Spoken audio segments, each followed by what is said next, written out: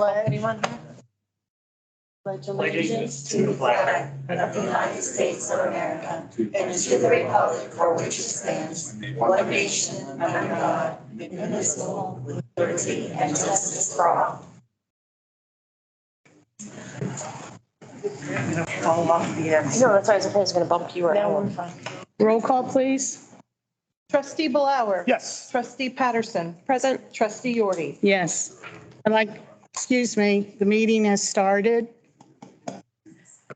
I'd like to move for the adoption of motion 22-157 to dispense with reading of the minutes from the September 15th, 2022 work session and regular meeting. I need a second. Second? Roll call, please. Trustee Patterson. Yes. Trustee Blower. Yes. Trustee Yordi. Yes. I'd like to move for the adoption of motion 22-158 to approve the minutes of the September 15th, 2022 work session. I need a second. Second. Roll call, please. Trustee Patterson. Yes. Trustee Blower. Yes. Trustee Yordi. Yes. I'd like to move for the adoption of motion 22-159 to approve the minutes of the September 15th, 2022 regular meeting. I need a second. Second? Roll call, please. Trustee Patterson. Yes. Trustee Blower. Yes. Trustee Yordi. Yes. Fiscal officer report, please. Good evening. Coming around for your signature and review are the certification of checks written since the last meeting and the certification of purchase orders issued since the last meeting. Also new tonight, I kind of introduced it at the last meeting, is a receipt report. You'll see it in front of you. It's got the blue banner at top. These are just the dollars that we've received and that were receipted in since the last meeting, and that's just an informational report for you. Also in front of you for your review is an appropriation status report through October 5th to 2022. There are also two management reports through September 30th. One is a revenue summary and one is a fund summary. And for the purpose of the appropriations and revenues, please keep in mind that we're approximately 75% through the year. Also for your review will be the bank reconciliation for the month of September. No surprises there. And then finally, for President Yordi to decide, but for the other two trustees to review, is the credit card attestation for the month of August. And that is all I have for you this evening, unless you have any questions, comments, or concerns. Okay, does anybody have any questions for Julie? I have none. Nope. Okay, we'll move on with the administrator, Lori Kyle. Good evening. Tonight, administration has two resolutions and one motion for your consideration. The first resolution is for nuisance abatement for junk motor vehicles at a property on Cincinnati Brookville Road. This nuisance was initiated at the county level. Someone submitted the nuisance to Butler County zoning. They started the process and were not able to get the junk motor vehicles removed. So as per the county's new process, they have forwarded it to the township for you to use your statutory authority to remove the nuisances. You have statutory authority for excessive vegetation, debris, and junk motor vehicles. The vehicles sit a little distance from the road. Using my camera on my phone and zooming in, it does not appear to me that the vehicles meet the definition of a junk motor vehicle. It doesn't appear to me that they are extensively damaged. However, I have put the resolution before you for you to discuss, since it was already initiated at the county, if you are so inclined to continue to address the vehicles in question. One option is to go ahead and approve the resolution, and I could hold off on sending the notifications. I could watch the property and or contact the person that filed the initial complaint back in May. So that's up for discussion this evening. The second resolution is an agreement execution with Bill Spade Electric. It is to perform a fall and spring preventive maintenance on our HVAC system here only at this building. By entering into this agreement, should we have any problems, we also receive a 10% discount on any required service that's not maintenance. And finally, later in the meeting, there is a motion for approval of the fire chief's current deployment to Florida to help with the recovery from Hurricane Ian. Proudly, Chief Miller is serving as the incident commander for the team that's down there from Butler County. So if you have any questions about either of those resolutions or the motion. I have a question. You're talking about the Cincinnati Brookville nuisance abatement. Correct. If this came from the county, did the county, were they able to check these vehicles before they proceeded? I mean, I hate to assume that we just proceed on what they did, but if they were checking this for a nuisance, wouldn't they have checked it out as to whether or not they were before they started anything? I don't know. I'm wondering. I would like to think that that was done. Jim sent me what I assumed was everything that he had pertaining to the nuisance. And when he forwarded it, I got like about 2 sentences. And one of the sentences was if I had any questions to contact someone other than him, the assistant prosecutor for Butler County. Right. Well, that's the process we go through now with them. And I understand that, but I don't know. Is it necessary for us to go back in and determine whether or not these vehicles are a nuisance, start the whole process over? Or I can, if you don't care to talk to Jim Fox, I will, and ask him what exactly he has done. I mean, I hate to duplicate the work. And I'm assuming we're not supposed to go on individual properties anymore, but we really need to know how far he went before we, don't you think? What do you two think? As far as where do we start on this nuisance, or, you know, what do we do with it? This is new because the process is a little different, but I don't want to duplicate the work either. Are we allowed to go on the property if we would take a police officer with us or something like that? I don't I know. can confirm that with the assistant prosecutor. Because we should know more so than just looking at these pictures. I know they're the best pictures you could get, but, you know, it really doesn't tell us anything as to the vehicles, and not according to what his letter says or the individual that filed the nuisance. And I'm curious also as to why this individual filed the nuisance. If we can't get on the property, how can he see that it's not, you know, the vehicles are junk or not junk or whatever? So I think before we move further, we find out how far along we are with this before we proceed further. And we can always, I mean, they've sat here this long. What's another 2 weeks going to matter? Is my thought. Well, I'm thinking like this picture. He sees us from a distance. They're not moving. apparently Yeah. no wheel. There's trash Now, stored in where the do you back. see the So he's wheels? I don't see anything here in the wheel well. The hubcap. Yeah, Okay. but he's seeing the same thing we are with the pictures. And of course, he doesn't know the definition of what our Three junk motor points. vehicle criteria apparently has changed, that they won't be movable due to lack of transmission, rear end, or motors.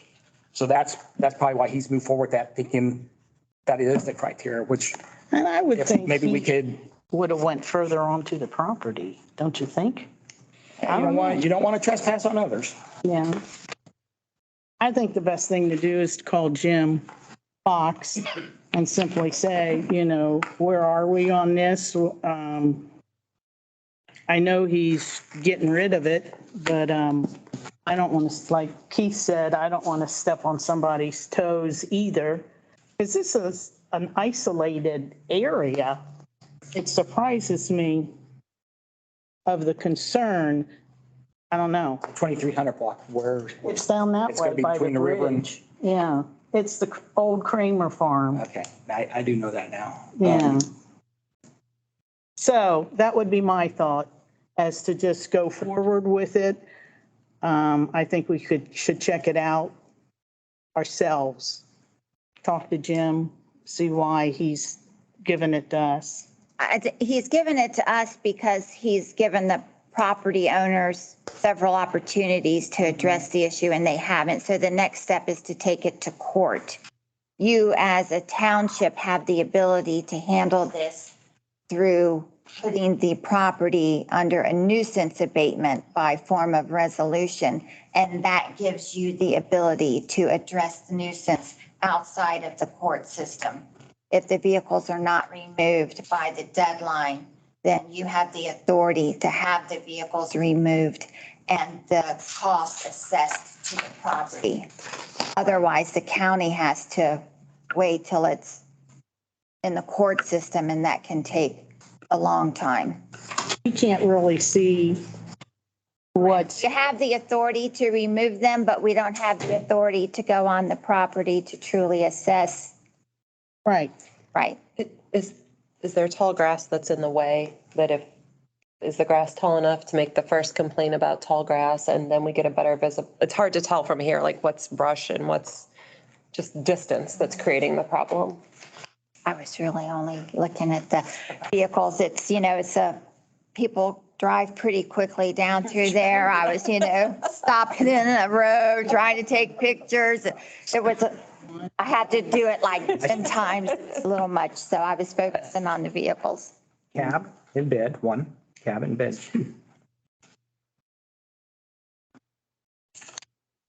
Okay. And we can't do anything a for trucks small that car. aren't moving. Maybe a van. It has to be broken glass, missing tires. A junk motor vehicle has to meet 3 criteria: 3 years older or older, 3 model years older or older, apparently inoperable, and extensively damaged. So it's not a lack of moving. It's something that makes you think, when I look at that, that's not operable anymore. So the fact like this hasn't moved because there's some kind of structure or something right behind it doesn't help us with that. Because it has to be all 3. Okay. I'm sorry, you said it has to meet all 3. All 3. All 3. Okay. So I don't believe that they appear to be extensively damaged. You don't? I don't see any damage in those pictures. Under the test, under the 3-part test. Correct. Do we want to talk to the homeowner before we send him any kind of a letter? Well, Personal visit, friendly, neighborly? He lives on Blue Rock Road. Oh, he's not in the township. Got an address in Blue Rock? yeah. I'd be willing to stop by, go see him. Is there anybody living in the house? Could you tell? One time when I went by, there was a white pickup there. Okay. So there Might was. be renting it out. Might be. Yeah, I think we need to check it out, as to just go ahead and jump on it. My personal opinion. Anybody agree, or do you just want to go forward with it? I know you made mention of us going there. We have no authority to go on that property. Either? No. No. Okay. So what do we want to do? I would call Jim and see if he had any pictures or anything like that that he didn't send to us. And I mean, I understand why he's getting rid of it, but let's just make sure there was nothing, like he Right. must have had something to send that letter, I would think. More so than Some this. documentation. So let's see if we're even talking about the same situation. I want to know that, by the way, that little trailer down there that you guys locked up, you got people living in it again. Okay, this is a board meeting. Okay. Keith, what do you want to do? We can move forward with it, but if anybody'd like, I'll be willing to drive up after work one day to his residence on Blue Rock to see if he even knows this is occurring, if he's got a rental in there. Okay, See if he's willing to work with us. I'm for that. Get in touch with Jim. Sure, I'll get the home address from Laura and I'll stop by the next week or so. It's in the packet. It is in the It's in the packet? packet. It's on the, yeah. Okay, Jim's letter went to him, so he should have had something Okay, yeah. in May. and he signed for it initially, so. Okay, yeah. Swing by. Okay, thanks, Lori. You're welcome. Next, to let you know, Paul and I went out last Thursday and started the CDBG income survey. We were able to make contact. You actually have a list in front of you. Out of the total of 46 properties, we removed 4. 3 of them are businesses and 1 is vacant. Out of the 46 total properties, we were able to make contact with half, 23 of them. Of the 23, there were 5 that were not willing to complete the survey. For the survey to have enough responses, we need a total of 41. So we will not be able to have any more people that are not willing to complete the survey. Should you happen to know any of the people that chose to not complete the survey, if you're able to talk to them into completing the survey, that might be beneficial. I did take the completed surveys and put them through the calculation just to get an idea of where we stand, to be able to utilize the survey for the grant opportunity. We have to have at least 51% or greater low to moderate income households in the project area. The completed surveys so far give us 53%. Paul and I went out. We left here at 1:30. It took us 2 hours to actually go to every household. Anyone that didn't come to the door, wasn't home, I did leave a letter asking them to contact me to make arrangements for a time that was convenient for them for me to return. I had 1 person call. So we do need to schedule a time to go back out. Going at a different time of day would probably help reach different people at home. So an evening or weekend outing would be best. If someone is available to go with me, we could coordinate schedules and try to get that done. So that's where we stand with the survey. The grant has to be submitted the middle of November. So we have a little bit of time, but with the time changed beginning of November, I think it's best to go ahead and get this done sooner rather than later. Okay, To give you a status update on the zoning administrator position, I have posted the position on LinkedIn. It's been posted on the Ohio Township Association's website. It's been posted on and Trustee Patterson, you're going to have to help me, the Ohio Economic Development Association. Ohio Economic Development Association's website.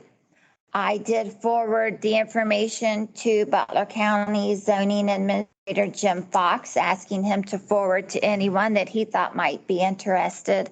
And I also forwarded it to Morgan Township's current zoning administrator, asking him to do the same. So far, I have received 1 resume from someone with no experience.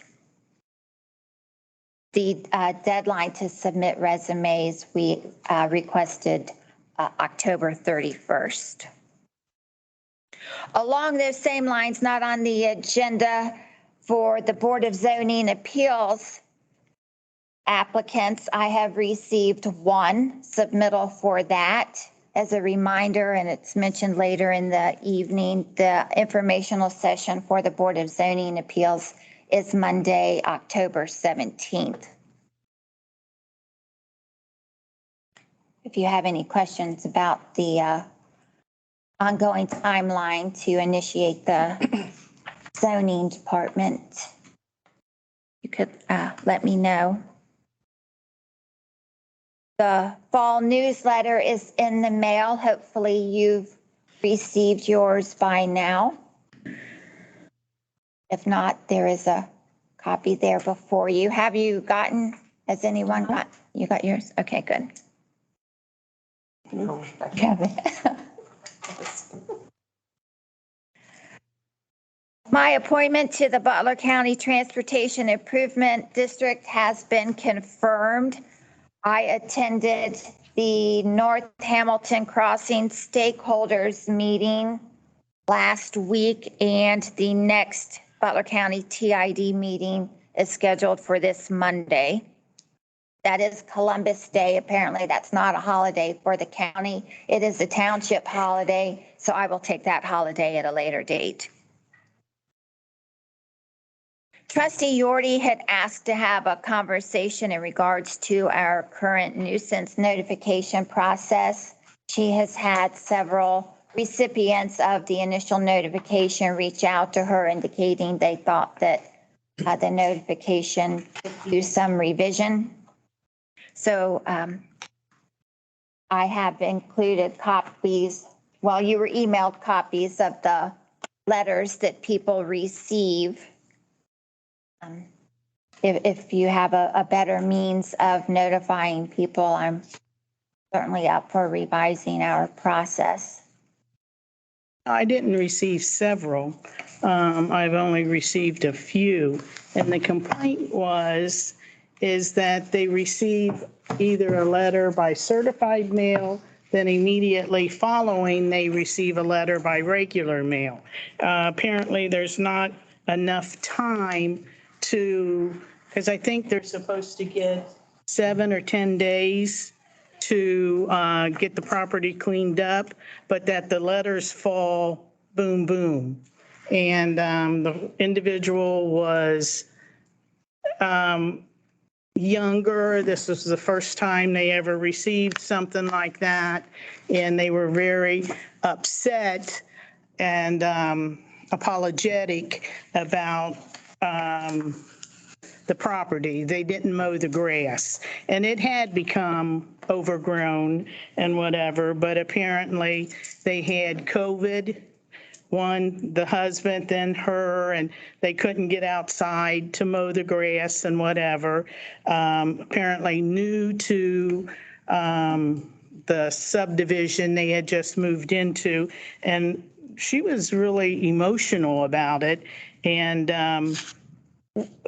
upset. And it was just, not just, because if I'd have been their neighbor, I'd have been upset too. But the grass was high.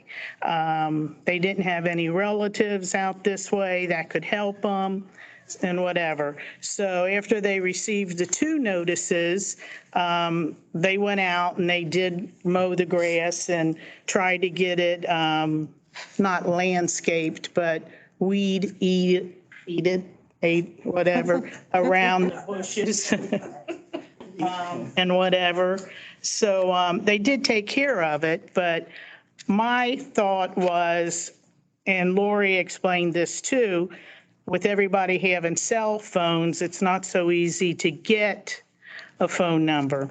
And like Keith just suggested in this last time, to go and talk to the individual first, as opposed to just sending out a letter.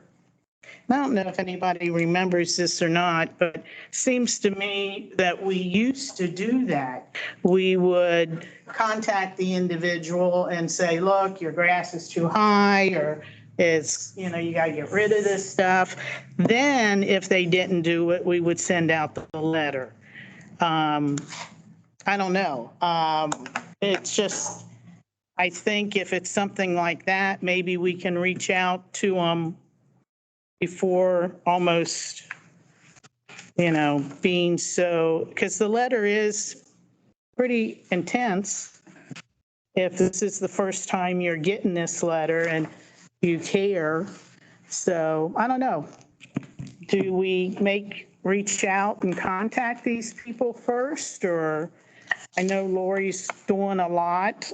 I wouldn't mind going, talking to them or whatever, but just a thought, I think whatever you do has to be sustainable and efficient. correct? And I think it's really nice to be able to talk to people, but it's just not always going to be practical. And then you end up with, well, you talked to some people, but you didn't talk to other people, and just because you couldn't get a hold of them. I know there's some communities that still send the letter, but the first one's a little softer and it's worded as a courtesy notice. So it's in the mail, it's certified, they got it. It's great for documentation, but it's also just a little bit more of, hey, here's a problem. We'd like you to address it. Here's the process we'll take if you don't address it, just so people are aware. And then you can get into that more The second one. stronger. Yeah, exactly. I'd be agreeable to that. As to, saying, look, if you don't get this done, they're going to come out. And they were so concerned about a fine and everything. And obviously, since they had COVID, neither one was working. That particular one, though, This one. routinely has property maintenance issues. This one? Yeah. There's high grass every year. So, I'm sympathetic to the situation, right? But then separating the situation from the process. I think if we did a courtesy notice and gave a little understanding of what that is, and maybe even that's part of the next newsletter is kind of a, hey, here is our process. So you don't need to panic, but you do need to do something. look around and do something for the benefit of your neighbors. Yeah. Sure. Keith, you have any other ideas? I do not. So maybe if we just toned the letter down a tad, or, But send it after you've put the property under a nuisance, yeah, a bit. So we would put them under a nuisance to make sure we're all on the same page. Okay, Right? just make Right. that a, Then there'd be a courtesy notice. and If you then, don't, it's within whatever it may be, then we will have to take action, but we would like you to okay. resolve it. right. I think that's good. There may be some of that language is ORC required, Right. so we may have to Keep it think in about there. that, right? Yeah. So it might be as easy as just a paragraph that's nice at the beginning and says, please see. It's been called to our attention that you need to be aware of. A lot of the property, some of the property here is rental property. And this letter did go out to the landlord, which is where it should go. And he did take care of it as soon as he found out that it was down there. And this has been cleaned up. So that's my thoughts. And just for clarification, when the woman received the two letters so close together, that is because I do send the exact same letter certified. A lot of people don't pick up certified mail, so they get the letter to their home too. It's the exact same letter. The certification gives us proof that they received the letter. While we might not have the proof, if they don't pick up the certified mail, there's a chance that they read the letter and address the situation. But shouldn't you wait until after, because after so many days, the green slip will come back to you saying they didn't get it, then send out the next letter, as opposed to doing it bam, bam. Yes, the mail is taking a little longer than it used to, and the return of that can be a month or longer.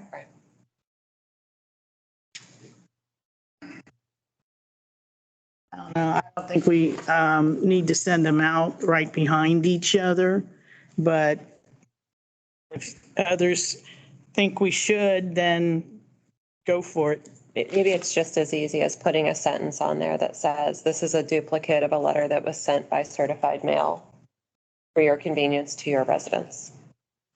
And then they know that That the this is the second same one's coming. thing. This is right. I mean, because there are situations where people won't accept certified stuff. And so you get into changing handwriting, having different staff members write it because they know that that handwriting always means it's a property maintenance violation, or there's a care package because everybody wants to accept a package, but you don't want to accept a letter. I mean, there's things that have to happen in other places in order to properly serve someone with property maintenance. And who knows what other certified mail they may be getting that they don't want. So, True. I mean, I think to your point, to over communicate is good. But we could, I think to your point, clarify, like, this is just a duplicate. We're not trying to come down hard on you. And finally, in your packet, there is a nuisances update. There is a small update regarding the trailer at 4222 Oriole Drive. I communicated with the land bank on the 4th, and they responded that a judgment was granted on August 19th, and then there was the required waiting period of 30 days for redemption. The next step is an entry, which will be presented to the judge, but it is unknown when that will be signed. Can we ask Ms. Dudley if she can follow up on that entry for us? Because he who talks the loudest is going to get the faster service.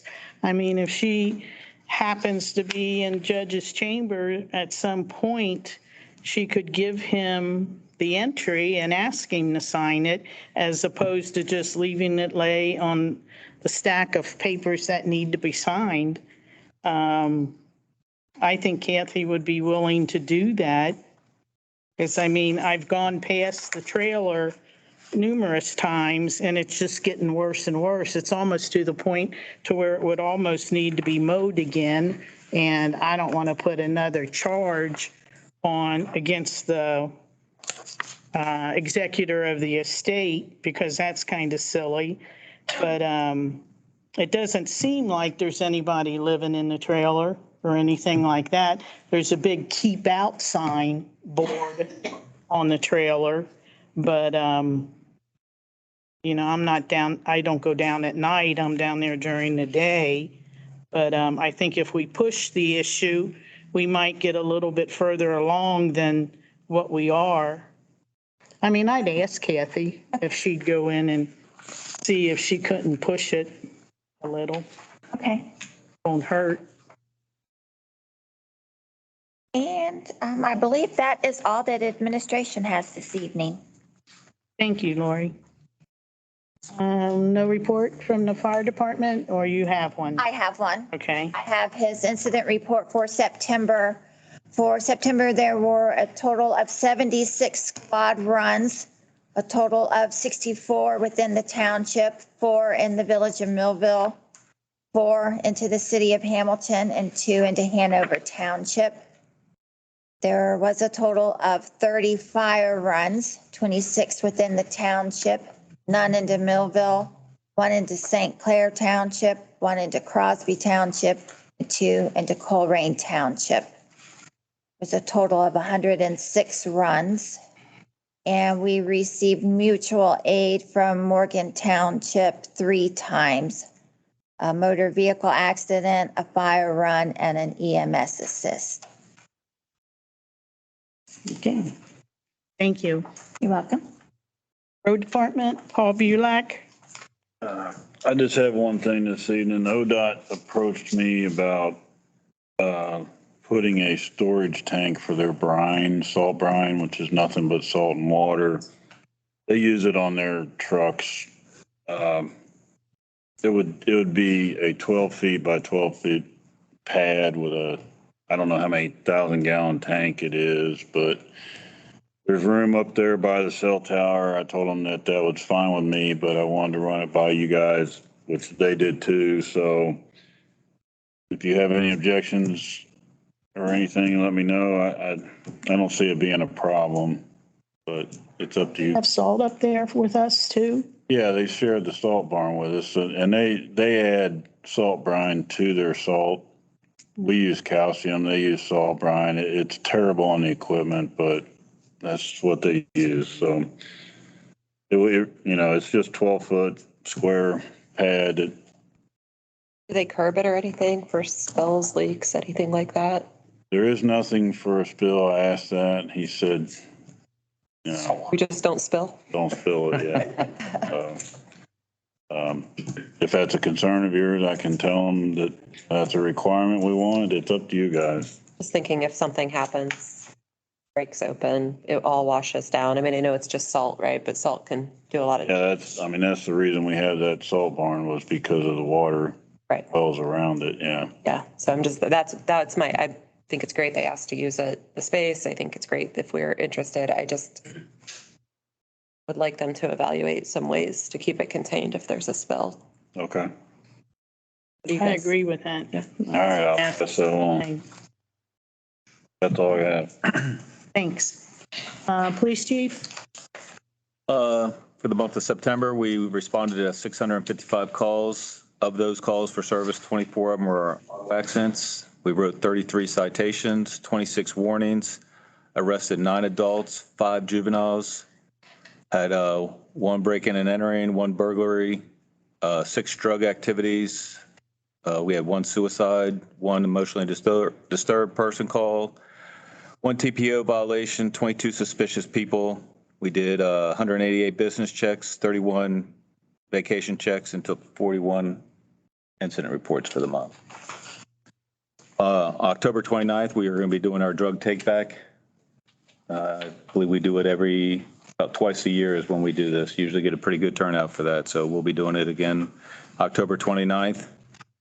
And I sent you guys an email earlier in the month letting you know we received what our bill will be moving forward for next year from the Butler County Communications, from the Sheriff's Office. It looks like it went down approximately about $1,500.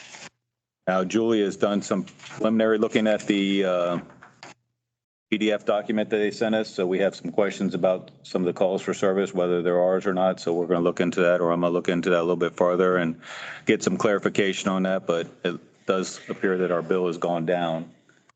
And that's based on the calls for service from 2021, I believe. So they're always a year behind. And that is all I have. Thanks. We'll move on to public participation. First resident is Russ McGurran. Russ McGurran, I live at 3958 Pikes Court. Things I tried to keep organized here tonight. I will not support a hotel as part of this plan. Email September 28th, 2020. Is there another developer interested in this property? September 30th, 2020, or September 30th, 2019. I'm not on board with any type of a hotel. Same email. Those are emails from Trustee Blower to Bob Bass and Ron Kaufman.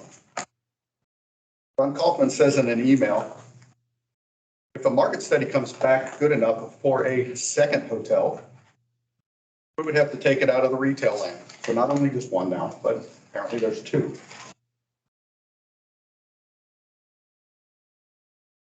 In the trustee meeting September 1st, 2022, Trustee Yordi said hotel is just hearsay.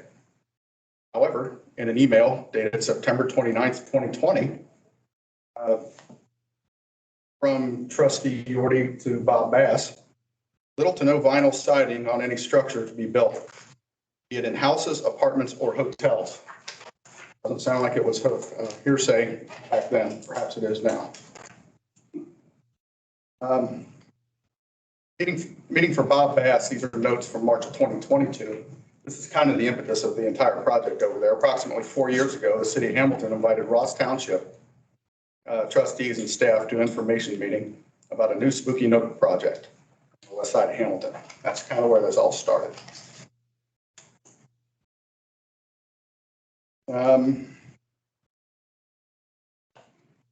Email dated July 8th, dates are important on these, July 8th, 2022. To Bob Bass. At some point, the residents of Ross have got to see the plans for Burns Farm. There was going to be something on the ballot. That was from me to Bob Bass. I asked him when it was going to be put on the ballot. In an email, July 8th, Bob's response was, for your information, and I believe this was sent to Lori possibly, he was never told there would be a ballot issue by me. I don't know where he's getting this from. Back up to February 25th, 2022. I believe there are at least another meeting before it's put on this November ballot.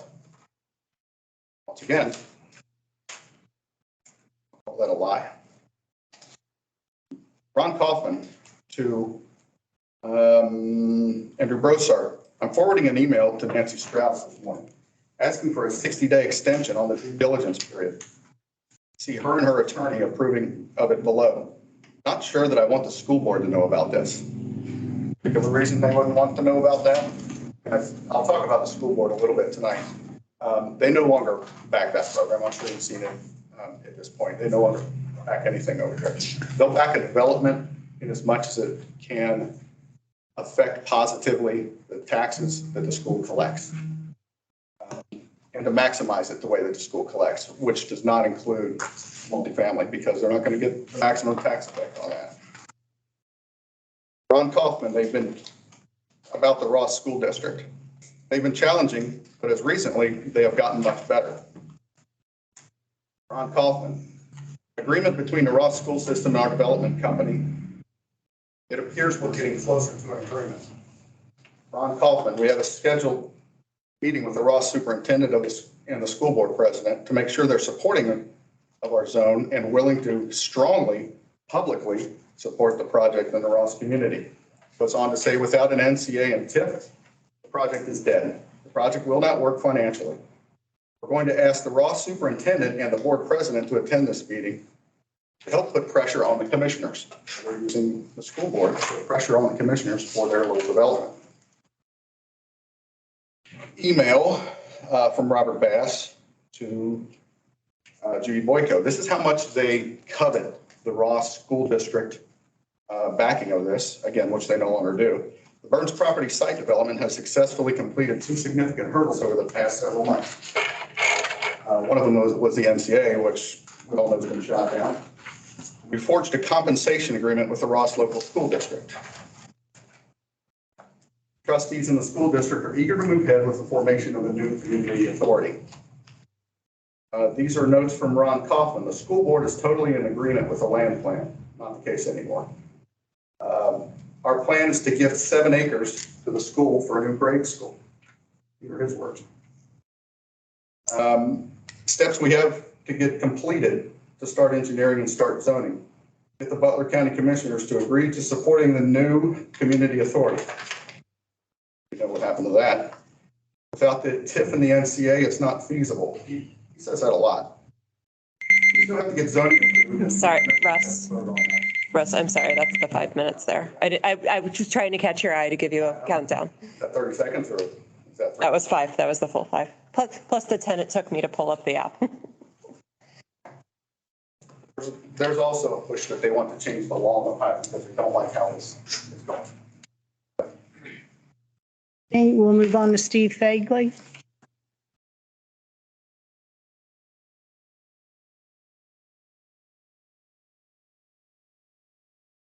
Steve Fagley, 4049 Cypress Lane. Not aware of any answers to 3 questions I posed at the last trustees meeting. And I realized over time they weren't quite right kind of questions. They were a little dicey, sketchy opinion. I've got some pure fact questions for anybody who's in favor of this zoning, local zoning, township zoning. Pure facts. And I'll give proponents or any proponents here time on my time to answer these. And I went 4 years. I could tell for sure I had 100% of the zoning Board of Appeals minutes from the last 4 years. I figured that's long enough. How many Ross Township cases went to the zoning Board of Appeals in the last 4 years? And if you're somebody that's a proponent, somebody that thinks you're going to vote for this, you should have an idea in mind. How many passed despite opposition? And again, we're talking about an obligation, $100,000 a year of perpetuity. You should know the answer to that. I'll give people a little time to think about it. Anybody's watching this, a little time to think about it. You got some numbers in your head. Obviously, people are worried about Burns Farm. I think Burns Farm's a done deal. I don't think anything that happens now is going to change that. I think people are concerned, oh, we got to stop. We're not going to stop it. Rules are in place, zones in place. It's done. It's done. The things implemented now aren't going to change it. They're not going to change it. And the answer to those two questions are, in the last 4 years, 42 cases from Ross Township went to the Zoning Board of Appeals. 26 passed with no opposition. Majority, no opposition whatsoever. 8 failed. 2, the opposition showed up. The person asking on the appeal said, I'll do this. And both of them were driveways. I don't want my driveway on this side. We'll do the other side. Opposition dropped. 1 was approved despite general opposition. They were there for another case. And they said, I don't want this to happen. I found 5 cases in 4 years, 5. $400,000 for 5 questionable cases. I went around and looked at these 5. 1410 Blue Jacket. I'd be voting no on everything if I was in the Zoning Board of Appeals. We got 2 trustees sitting here who are on record in these cases. Zoning says what it says. Why are you guys changing it, especially with opposition? That's 1. 2279 Morrill Trail. There's a motorhome parked in grass. It looked bad, and I think it was a bad decision. 4290 Scottwood, large pole barn. Doesn't look good. It's farther away from their house than the property line. I'm not 100% sure, but I believe 2 of the trustees were on record as opposition to that. 4247 Christian. I went up there. You can't see it from the road. You'd have to go down a private drive. So I don't know what that one is.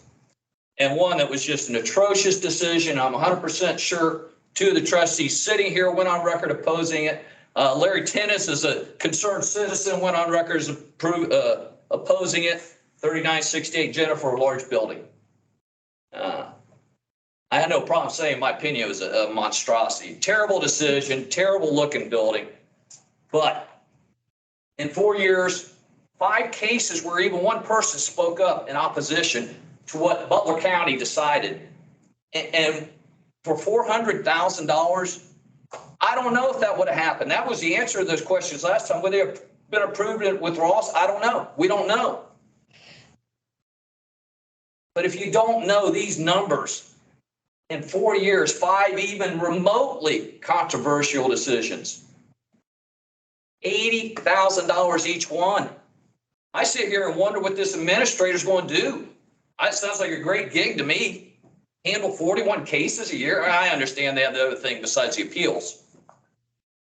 But you need to be informed. You need to know these things. And the public is not getting these things. I went on my own. It's simple to do. Butler County zoning, look up the Board of Appeal minutes. You need to be an informed voter. And right now, I don't think Ross Township voters are informed. I hope they will take to heart what I'm saying here and vote against this. Thank you.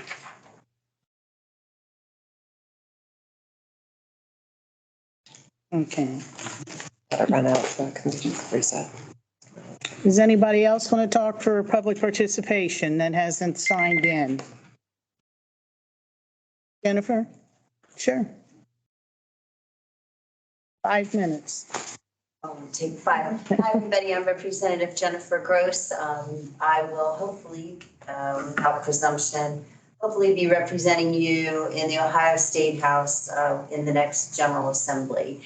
I want you to know that I plan to be fully involved with you as much as you ask me and more if you want me to be. I'll try to be here at least 2 times a year. My goal will be 4 times a year. I will also be having regular town halls, which I have done. I'm actually the only Ohio House representative who has had 15 town halls in the last 2 years. The reason that I do that is I want to hear the voices of the people that I represent, and it also helps me stand strongly to represent you well. I won't always agree, we won't always agree, but I believe in dialogue back and forth, and I want to know what's happening in Ross. At once every quarter, I will be in Westchester. Once every quarter, I will be in Ross or Morgan. And once every quarter, I will be in Fairfield. Everyone in Ross is welcome to attend any place that I have a town hall at all times. I will have hours, office hours on Mondays and Fridays every week. And I would love to meet you for coffee. If anybody has a place that they would like to recommend that I do a town hall, when I do have them in Ross, I would love to know that. It would be my honor to serve you, and I hope that I get that opportunity. Thank you very much. Thank you. Thank you. We'll move on to old business. I'm sorry. Ed, sure.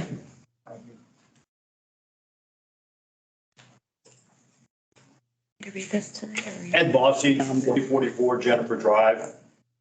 Would the local zoning have the ability to write a zoning code on signage versus using whatever, if there is such a thing in Butler County?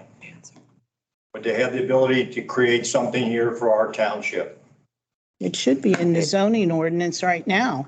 There's signage in the ordinance now. And in the one that was written by the. I don't know if there is such an animal, and I guess the question is who enforces it? Does the county enforce it, or do we enforce it? Depending on who has the zoning. Yeah. If currently now, it would be the county. If it passes in November, it would be the township. I've just got so many years of seeing it. We are without a doubt the sign capital of Butler County. We got more signs put on intersections than any community I know of in Ohio that I know of. I'm not saying all Ohio, I haven't studied all Ohio, but it's very, I reached a point where I said I had enough, and maybe the local zoning, even though it's expensive, may have a value to us to control the quality of our community here. And I'm not talking about campaign. Okay. Now, there's no doubt about that. That's just part of America. Throw that out. No, campaign is fine.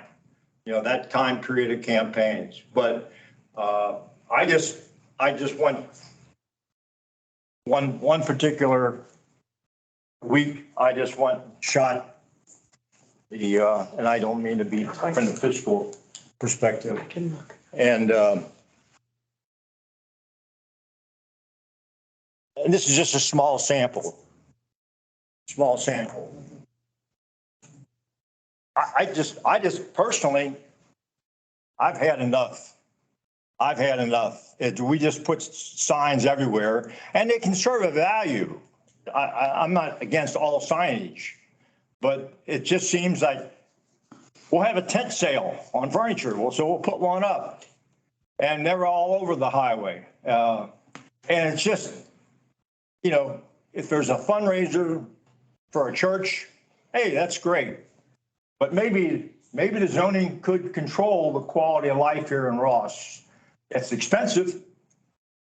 I agree, I acknowledge, but I'm looking for trying to improve the quality of life in Ross here. And signs are, to me, a little irritant. Now, I don't know, we have a sign business. And I don't know who owns that. Well, that's been there forever. And I don't know who owns it, but that's been there. Well, you should know as a trustee, but. And what Mr. Bossy's presenting is the ones that look, the size of political signs, but they're actually like tree trimming and stuff like that, people put up in the right of way. And apparently there's actually two, probably from BP, that are wrapped around ODOT posts, which they can't do that. ODOT won't allow that, but. And I didn't go through the whole community and take signs that are hanging from the telephone poles, which my understanding are illegal to They do are. that. And so I'm not even counting. No, I mean, I could create a book here, a real extensive position paper on signage here. But going back to the business, it must be a business that owns that sign with the multiple companies, even though some smaller companies are proliferating or putting their signs on the same ground. I don't know who makes money from that. Maybe the township makes money. I would applaud you. No, we don't. You know, Actually, in this maybe, and I don't know which brother it would be of Raymond's, but I think that property belongs to the building right there on the left as you go through the intersection. Doesn't one of Raymond's brothers still own that building? I don't want to go on, I think this until someone really knows. I'm just asking, but Wasted not our time. sign. Anyway, I'm throwing that out as a potential yes vote for zoning. If that could control this business, that might want to move me on the other side of the fence. So I just throw that 2 cents out there as an open conversation. And I got a question for you. Does that include the signs that teenagers wanting to do, make some extra money, doing lawn care, you know, mowing grass and stuff like that? Is that what you're talking about, include that kind of thing? I never saw a sign like that before in my life. I can use a sign like that. If I could just weigh in, My grass is a little tall right now. if I could just weigh in on the sign Yeah, watch issue. out. Ed, Wrong places. if I could just weigh in on the. I'm sorry. Okay, if I could just weigh in on the sign issue from where I sit as previous zoning commission and just my professional background. There are provisions in the code currently enforced by Butler County Code and proposed code that do address signs. So I would encourage people who have questions to actually read the document. It's in there. You cannot regulate signs based on content. So to differentiate between a kid selling a mattress for a football team, I don't know if that's the team that does it, but to differentiate between that and someone with window washing and hair salons, we can't pick and choose. It's not legal. So what you can control is the location in the right of way, the times that they're allowed out, the size of them for safety.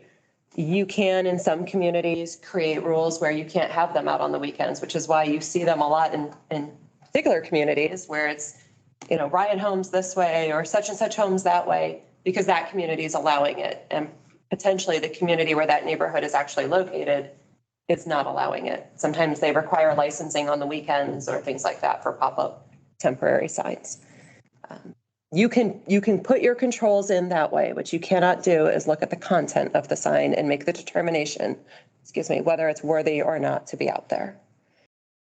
So that just like a signage 101, right? That's where that is. And I think that probably addresses your question, sir, about, you know, are we talking about the kids that are trying to have a summer job? We can't differentiate between that and the BP slushy sign, for example. You can say can't go on poles and things like that. The other, to your question about this sign, what you would probably look at is whether or not that's off-site signage and whether or not that's permitted. If your code allows off-site signage, they're just choosing to operate a business here with that sign. I'm not saying it's right or wrong. I'm not taking a position on it, but that's where that gets into planning and zoning deep water, is whether it's off-site signage and it's permitted. So hopefully that, I know it doesn't answer your question about why that's there or how that happens, but that would be the analysis anyone, whether it's the county or the township, would undertake to start to get their arms around that sign. That makes sense. And these signs here are all for by churches. And you were in agreement to having the church put up signs. One is from the Harvest Baptist Church, one is from Queen of Peace, one is from White Oak, and one is the Ross Christian Church. That takes care of 4 signs. and they're all done by churches, nonprofit. So, I mean, it is difficult to control this, and a few years ago, we did try to do something, and people weren't interested in doing anything about it. They said, let it go. But the zoning does exist, and it is handled through the zoning if somebody wants to go forward with it and be that person to take the necessary steps. Okay? We'll move on to the announcements. A Board of Zoning Appeals information session will be conducted on Monday, October 17th at 6:30 p.m. at Ross Township Administration Building. Duke Energy will be conducting an interactive webinar on Tuesday, October 11th, 2022 for the Ross East Transmission Line Extension Project. And on Thursday, October 13th, 2022 for the Ross West Transmission Line Extension Project. In addition, an in-person informational open house regarding both transmission line extension projects will be held on Tuesday, October 25th, 2022, from 6 p.m. to 8 p.m. at Ross High School cafeteria. The webinars and open house allow for public input that will be considered during the selection of the preferred routes for transmission lines. Pre-registration for the webinars can be found at www.dukeenergy.com/Ross. There is no pre-registration for the open house. This Ross West transmission line, that is, if you're not familiar with it, I don't know if people are, but it is coming through Millville, Shandon, coming down past the firehouse in Millville, and going that route. I would assume that people had gotten notice from the mail. Okay, moving on. Ross Township will celebrate Halloween on Monday, October 31st from 6 to 8 p.m. And I'm sure everybody will be out, the fire department and everything. Butler County Recycling and Solid Waste District will be holding a tire recycling program on Saturday, October 29th, 2022, from 8 a.m. to 1 p.m. at the Butler County Fairgrounds. 10 tire limit per household. Butler County residents only. Additional information can be found at www.recycle.bcohio.us. Correspondence. Can I interfere with anything from the board? I'd like to announce that past Ross Township Police Officer Dave Crawford passed away on October 1st. He retired from the Hamilton Police Department before coming to Ross Township as a part-time officer. He was instrumental with Chief Kramer in getting donations for the first Ross Township Police Department Fishing with a Cop. After leaving Ross Township, Dave went to work for the Butler County Sheriff's Department in Civil Division. He fully retired in 2016 and moved to the Carolinas. He was a really good guy to work with. Really good one. I just wanted to bring that up. And his brother's Doug Crawford. If you know Doug, it would be Dave's brother, right? Okay. Thank you. The Ross Township trustees and families are invited to the Ohio State University Butler County Extension Buckeye Bash Volunteer and Partner Appreciation Cookout at the Butler County Fairgrounds on Thursday, October 27th from 4 to 8 p.m. RSVP by October 20th. Any correspondence from the board? What do they do at this Buckeye Bash? I don't recall ever seeing that before. Me either. I don't know. Then if we go, we'll learn. First time we ever got invited. Wow. Does it say costume? Oh, no, it's still, yeah, the kids, there's prizes, whatever, it's trick or treat or something. Okay. Yeah. Resolutions. Earlier in the meeting, the administrator provided evidence of nuisance violations to exist at a property on Cincinnati Brookville Road. This resolution declares, are we going to declare this a nuisance or are we going to hold off on this? The, down on 2330, I thought we were going to hold off until we find out a little bit more. I thought we were going to hold off too, but do you need to read it and then we second it to move it to a vote and vote it down, or do we just take it off? I don't know what we normally. Need us to, We could table it. we could just table it? Table it. We'll just table it then and come back to it at the next meeting once we get more detail. Earlier in the meeting, the administrator asked the board to approve an agreement with Bill Spade Electric, Inc. for the provisions of HVAC preventive maintenance service for 4055 Hamilton Cleves Road during a one-year period beginning October 6, 2022, and ending October 5th, 2023, and authorizing the township administrator to execute the agreement. This resolution authorizes that agreement.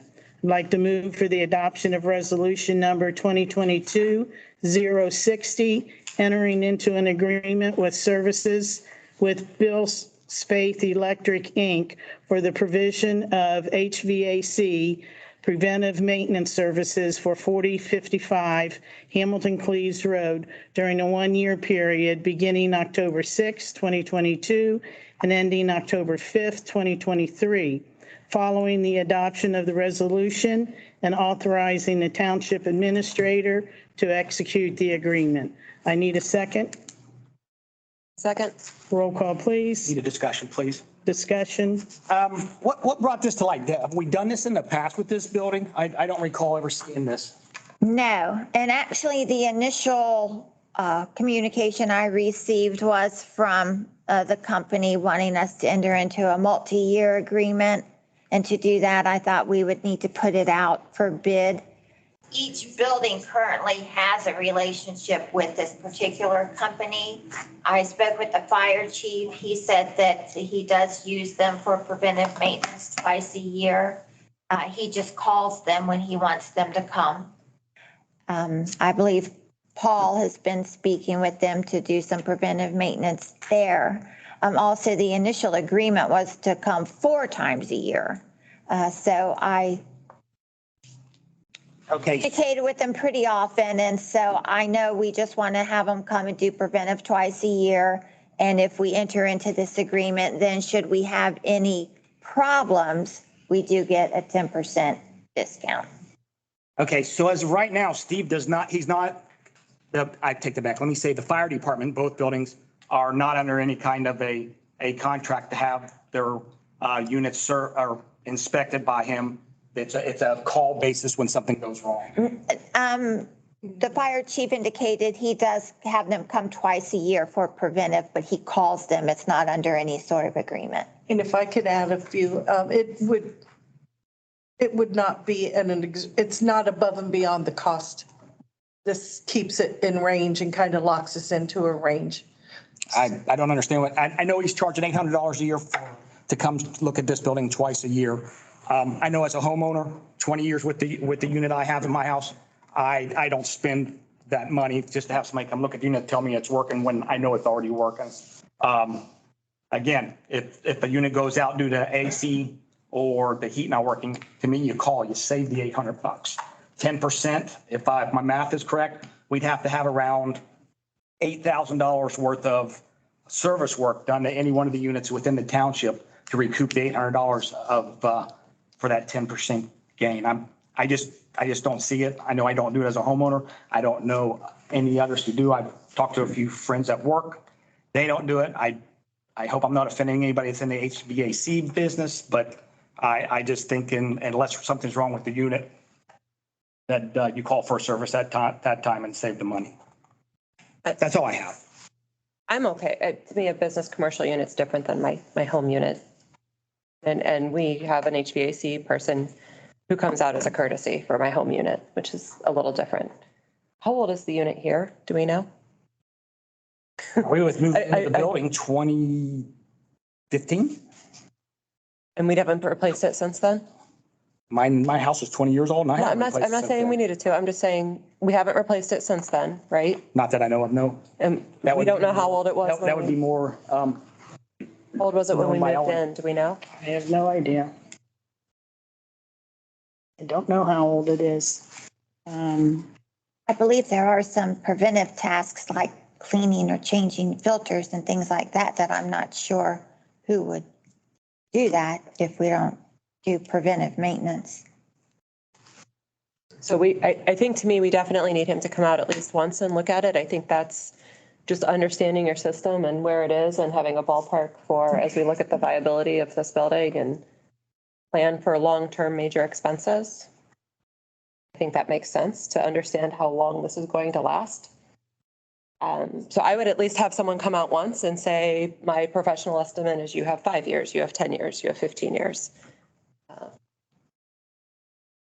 I don't have a problem with the contract. I mean, to try it for a year and see what is uncovered for $800 does I not also bother believe me. we have multiple units. I know we have at least 2 different air units. I believe isn't the contract So connected to? Right, Down here, they didn't do that one. Tabled that one. Here's what all it includes.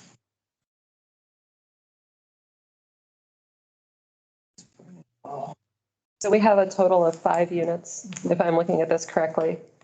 There'd be a spring and fall maintenance, checking various things, coil, freon, replacing filters, which it sounds like maybe hasn't been done in approximately 8 years.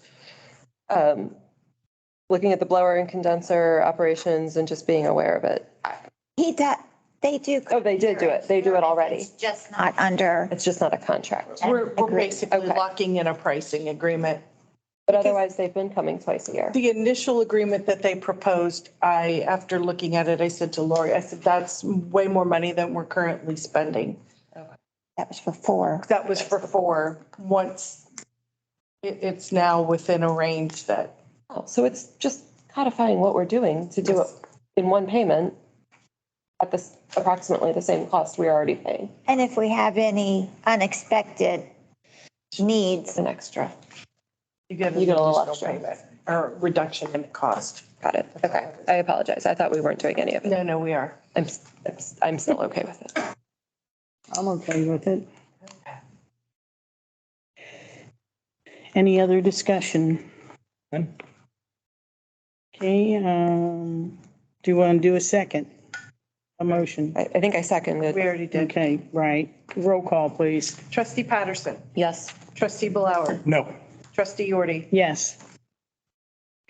Closing action, let's move for the adoption of motion 22-160 to pay the bills as presented through the fiscal officer's certification of purchase orders. I need a second. Second?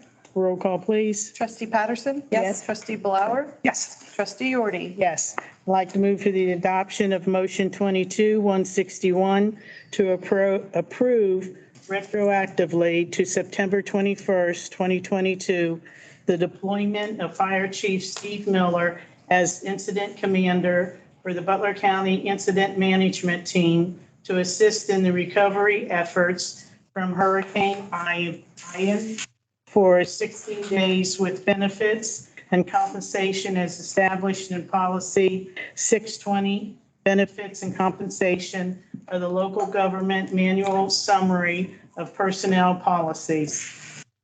I need a second. Second. Discussion.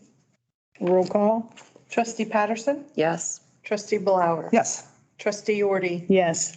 There's no further business to come before the board. I move for the adoption of motion 22-162 to adjourn this meeting. I need a second. Second? Roll call, please. Trustee Patterson, Yes. trustee Blower, Yes. trustee Yordi. Yes. Next meeting is October 20th, 6 o'clock here. Thanks, everybody, for coming. See you next time. yes.